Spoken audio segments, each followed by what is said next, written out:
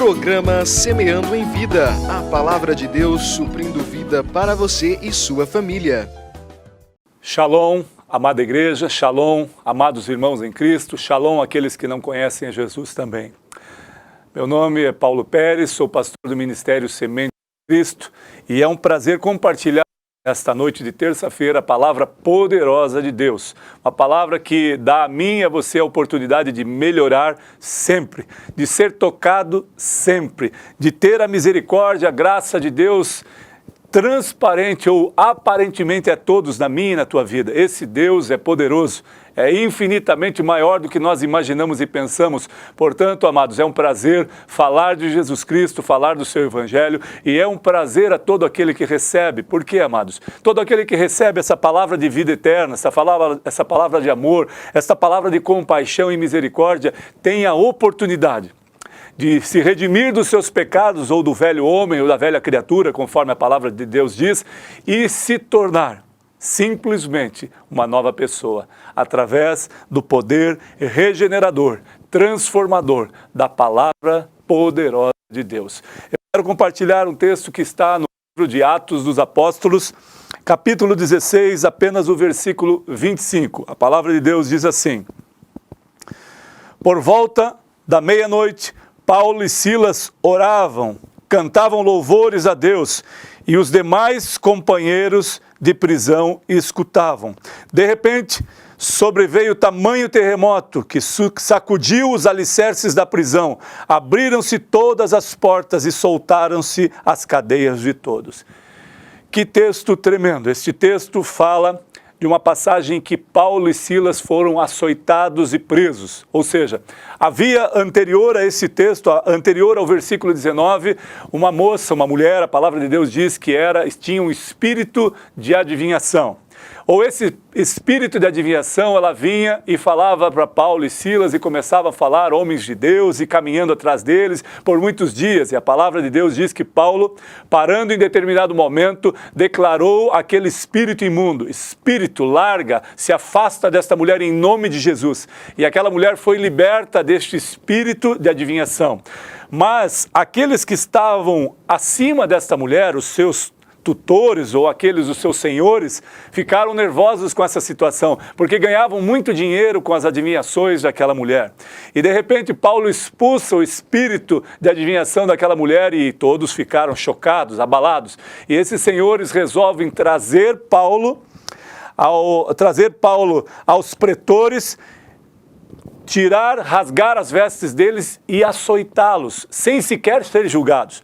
O interessante é que Paulo e Silas foram açoitados e a palavra de Deus diz que eles não reagiram. Foram agredidos com varas, amados. E a vara, você sabe disso, que uma vara ou uma varinha, ou seja ela o tamanho que for, dói muito. Dói porque o nosso corpo sente aflições, sente dor e chega até a ter hematomas ou cortes. E Paulo e Silas tiveram hematomas e cortes. Mas o interessante é que neste momento de aflição, neste momento de dor, após ser açoitados, eles foram presos. E após isso, eles declaram no versículo 25, a palavra de Deus declara: Por volta da meia-noite, Paulo e Silas oravam e cantavam louvores a Deus, e os demais companheiros da prisão escutavam, ou seja, eles estavam como referência naquele lugar.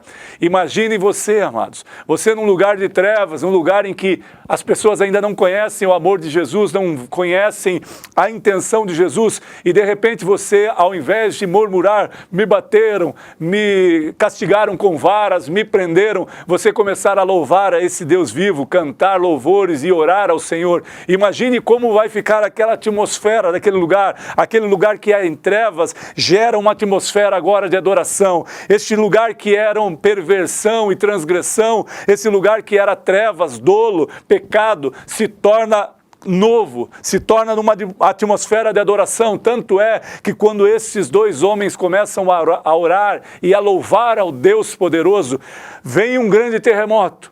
As cadeias são abaladas, a estrutura da cadeia abalada, abrem-se as portas das cadeias e os seus ferrolhos ou algemas são rompidos. A palavra de Deus diz isso, é algo tremendo. E nesse lugar, amados, onde houve extrema dor, extrema angústia em determinado momento, porque ninguém gosta de ser agredido sem dever nada, amados. Eles simplesmente expulsaram o espírito de enganação, adivinhação de uma mulher e foram agredidos, foram espancados e foram presos. E a partir desse momento eles poderiam estar murmurando contra os seus acusadores, ou seja, vocês vão pagar caro por isso, Deus que nós servimos vai subjugá-los, vai fazer algo em vocês. Não foi isso que eles fizeram. Eles oraram ao Deus tremendo e certamente oraram pelos agressores também, para que conhecessem a Jesus, para que conhecessem o poder do Evangelho de Deus. E através dessa oração Deus fez algo tremendo. Libertou, mas o interessante é que, mais um detalhe, além de ser libertos, nenhum deles sequer saiu da cela. Ao ponto do carcereiro, no versículo 27 diz assim, o carcereiro despertou do sono e vendo abertas as portas do cárcere, puxando a espada, ia suicidar-se, supondo que os presos tivessem fugido. Mas Paulo bradou em alta voz, não te faças nenhum mal, que todos estamos aqui. Que coisa tremenda. Paulo não queria provar àquele homem que Deus era poderoso, que abriu as portas da prisão para que eles fugissem. Paulo queria provar algo mais àquele homem e a todos que estavam ali, provar da glória, do poder regenerador de Jesus Cristo e do poder de honra. Ou seja, esses homens honraram o carcereiro que estava sob o domínio deles, honraram ao ponto de ninguém sair daquela prisão. O carcereiro ia tirar a sua própria vida. E a palavra de Deus diz que Paulo falou, não se faça nenhum mal. Esse homem estava pronto a tirar a vida porque os seus governantes, aqueles que estavam acima dele, iriam julgá-lo também, porque haviam fugido todos os presos, mas eles não fugiram. Então, neste momento, há um princípio de adoração nesse texto, há um princípio de testemunho de fé inabalável de Paulo e Silas, a qual oraram, a qual louvaram e a qual ficaram presos. Eles estavam livres, prontos para sair, mas eles ficaram no determinado lugar, para que a glória de Deus manifestasse naquele lugar, em todos os que estavam presos e também no carcereiro. Ao ponto do carcereiro se prostrar diante de Paulo e dizer, o que faço para ser salvo? Qual é a forma da salvação? E Paulo declara àquele homem uma das coisas mais tremendas desse texto. Falou assim, no versículo 29, então o carcereiro, tendo pedido uma luz, entrou precipitadamente e trêmulo prostrou-se diante de Paulo e Silas. Depois, trazendo para fora, disse, senhores, que faço para que seja salvo? Respondendo-lhe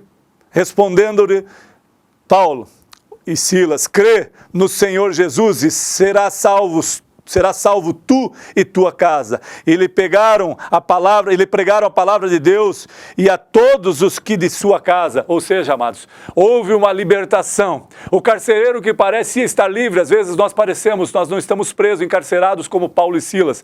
E alguns estão presos no seu próprio julgamento, na sua própria condenação, porque estão livres da cadeia, mas estão presos diante daquilo que eles fizeram, diante das suas transgressões. Então esse carcereiro teve a oportunidade da manifestação da glória de Deus naquele lugar, a libertação da morte e da salvação, aonde todos, até mesmo os da sua casa, sua família, foram alcançados para a glória de Deus. Esse texto não fala somente do sobrenatural de Deus para abalar a estrutura da cadeia e abrir as portas da cadeia e abrir as algemas de Paulo e Silas. Ele fala também de algo tremendo, ele falou de adoração, ele fala da manifestação da glória de Deus, ele fala da fé inabalável de Paulo e Silas, mas ele fala da regeneração do carcereiro, a qual pergunta, o que eu faço para ser salvo? Talvez você se pergunte, o que eu posso fazer para mudar a história da minha vida? Você simplesmente pode aceitar Jesus como o único e total Salvador. Você simplesmente pode ouvir a palavra de paz, de amor e do Evangelho de Cristo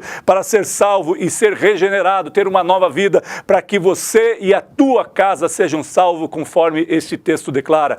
Então, amados, esse texto faz uma declaração tremenda e poderosa da adoração, da testemunha de fé. No texto fala sobre Paulo e Silas, da manifestação da glória de Deus, da libertação da morte daquele carcereiro e da salvação, que é algo tremendo que eu e você devemos buscar até o fim, amados. Essa salvação que Cristo nos dá gratuitamente através da graça, através da fé em Cristo Jesus, nos dá a oportunidade mais uma vez nesta noite, você que conhece parcialmente Jesus, ou seja, já ouviu a palavra esporadicamente, já esteve caminhando um período com Cristo ou na igreja, mas não foi tocado, não viu a manifestação da glória de Deus porque você inibiu esta ação. A palavra de Deus diz que Ele dá liberdade de escolha para mim e para você. Você decide por seguir a Cristo ou caminhar por caminhos tortuosos, ou por caminhar por portas abertas, ou portas largas, ou caminhos largos. Então, amados, a manifestação da glória de Deus dá a mim nesta noite e a você a oportunidade de entender. Se você confia nesse Deus vivo, seja o que você está passando, ore, glorifique a Deus e no momento oportuno a glória dele se manifestará, para que pessoas ao seu redor, como esses que estavam encarcerados, pudessem provar do poder sobrenatural de Deus e pudessem provar que há possibilidade daquele que está em pecado ou está em transgressão de ser salvo, de ser liberto dos seus pecados e se tornar nova criatura, para que seja salvo ele e a sua casa, em nome de Jesus. Amado, receba esta palavra no poder do Espírito Santo e no poder regenerador, transformador que a palavra absoluta e verdadeira tem. A palavra do Senhor, o evangelho genuíno de paz e de amor, que concede a você nesta noite de reconhecer que você precisa adorar, que você precisa ter fé para que o poder de Deus se manifeste e se aperfeiçoe na tua fraqueza. Que a paz do Senhor, amados, a glória, a majestade do Senhor esteja sempre na tua vida. Que a doce consolação do Espírito Santo de Deus faça parte da tua vida. Em nome de Jesus, que você receba esta palavra e seja tocado pelo poder do evangelho genuíno da paz, da graça e da misericórdia do Senhor. Receba, amado, em nome de Jesus. Amém.